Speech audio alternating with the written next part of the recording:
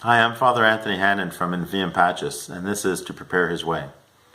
In recent videos, I've been presenting my view that codependency is at play in the Catholic Church, in the cover-ups and the attempts at dealing with various scandals and crises within the Catholic Church.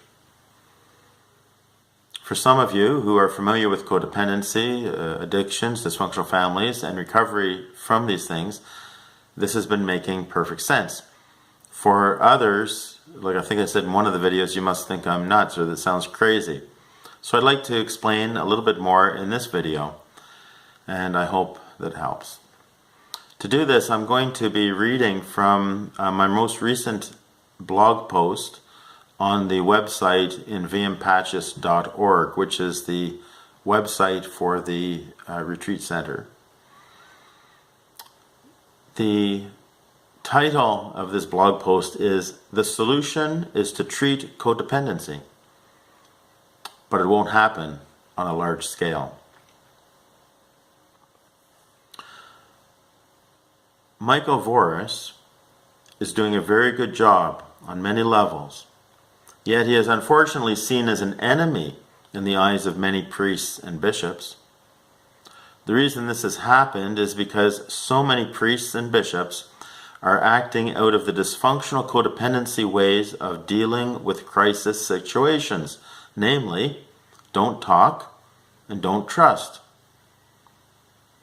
Michael Voris intentionally breaks those unspoken rules, which predictably is met with hostility by many. Voris traps and exposes lies and falsehoods through his Vortex videos, and I applaud his efforts. God bless and protect him. Recently, ChurchMilitant.com has been assisting a former religious sister to try to bring to light her experience and subsequent allegations of spiritually abusive, cult-like dynamics in her former community. I'm going to link to the article now, and I'll read some excerpts of it.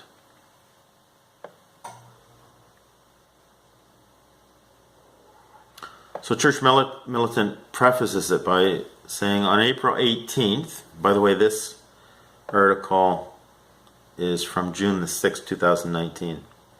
On April 18th, Church Militant published the testimony of a former member of the Institute of Incarnate Word, Instituto del Verbo Encarnado, IVE, revealing what she endured as a member of the order in her late teens. Her claims were brought to the Archdiocese of Washington, D.C. last year, and she personally met with a sister, not a member of that community, who works in the Chancery under then Cardinal Donald Wuerl. She submitted a signed 90-page testimony of her experiences and was told by the Chancery official they would investigate her claims. In spite of multiple emails and several months passing, the investigation seems to have yielded no results. Church Militant contacted St. Kateri Convent in Maryland to give members a chance to respond to the former sister's claims, but received no response. Church Militant previously reported on the controversial founder of the IVE, Father Miguel Buela, and his relationship to homosexual predator Theodore McCarrick. Because of the large response to her testimony, the former sister is writing a follow-up letter with an invitation for other former and current members to contact her.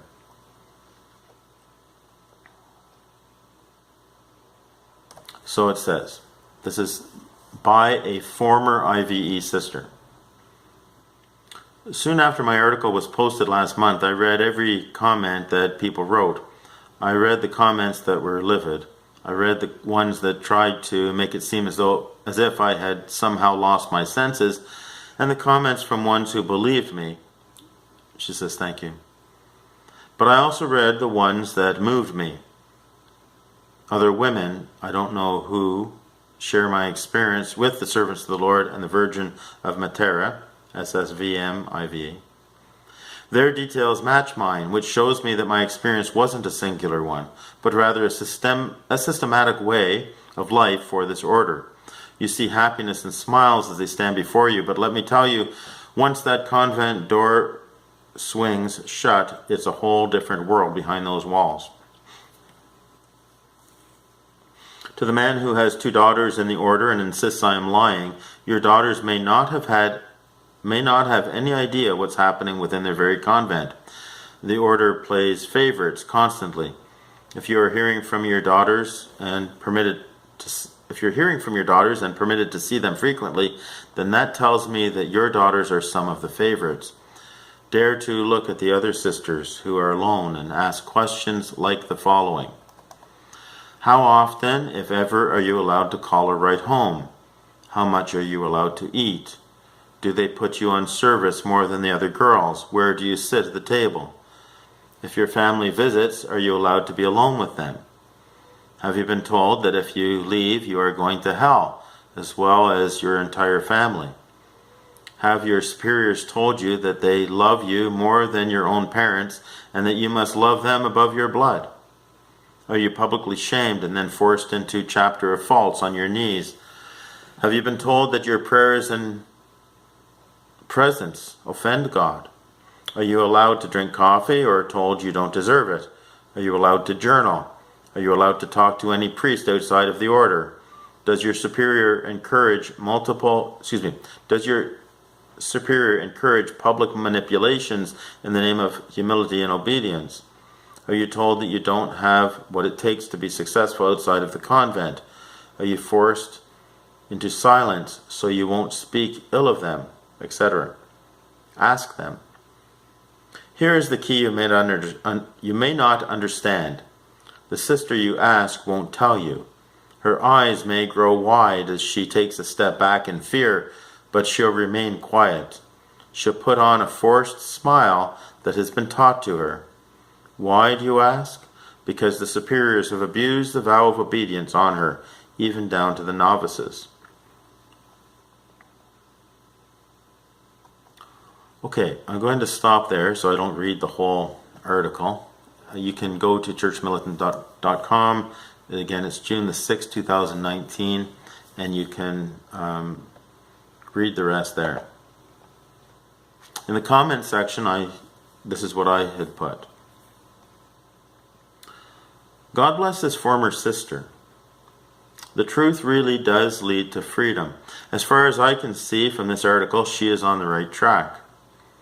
I think it can all be understood as untreated codependency. Untreated codependency can explain much of the abuse cover-up through the entire church. For anyone willing to go a bit deeper than infiltration conspiracy theories and demonizing individuals, just research adult children of alcoholic syndrome and organizational codependency. Many of the attempted solutions in recent past and also moving forward are actually doubling down on the dysfunctional codependent controls and are bound to have unintended detrimental effects. The baby does not have to be thrown out with the bathwater, however. The Catholic Church is the bride of Christ, and Jesus is here, and he will never leave us.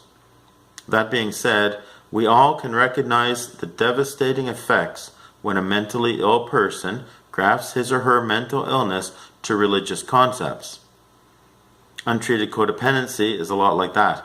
When dysfunctional codependent ways are given religious language and made into rules, sometimes formally and sometimes unspoken, the result is detrimental to individuals and can rightly be labeled as spiritual abuse. Keep speaking and exposing the truth, Church Militant. Exposing that which is being enabled through shame-based silence is essential in breaking the dysfunctional codependent cycle. God bless, in Viam Patches.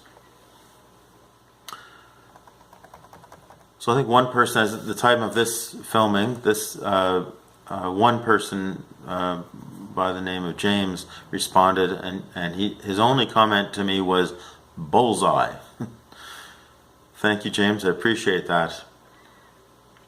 Not everyone will see this, but those who see it know I'm speaking the truth.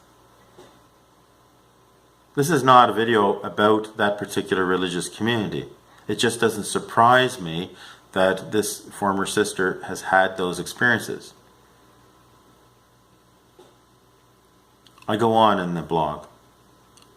The solution is to treat codependency, but it won't happen. Why won't it happen? Because very few individuals who operate out of codependency break through the denial that he or she has a problem. For the codependent person, everyone else has the problem. See?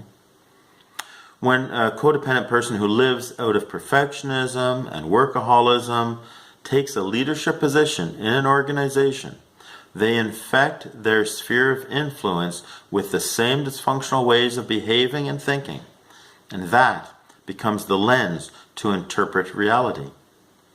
Codependency is living out of particular coping mechanisms first learned in dealing with volatile circumstances, often in the person's childhood or with a volatile spouse.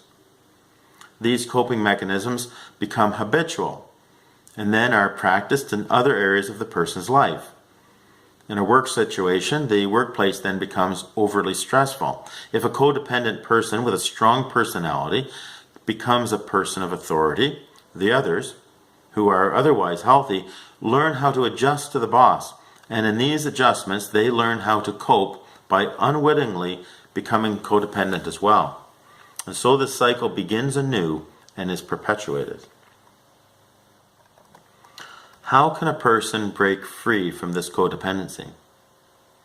Sometimes when a person hits a bottom of sorts through stress or burnout, such a person sometimes will get proper help. Proper help can come through a very competent counselor or psychologist who may also direct the person to a recovery support group, such as Adult Children of Alcoholics, ACOA, and/or Al-Anon, and/or Codependency Anonymous, CODA, CODA. With such recovery methods, a person can learn how to live in a more healthy dynamic in personal and work-related relationships. Often enough, however, counseling sessions will help only to a degree and will not confront the codependency roots. This is due in part because many persons who grew up in alcoholic or otherwise dysfunctional families enter the helping professions and have not dealt sufficiently with their own issues.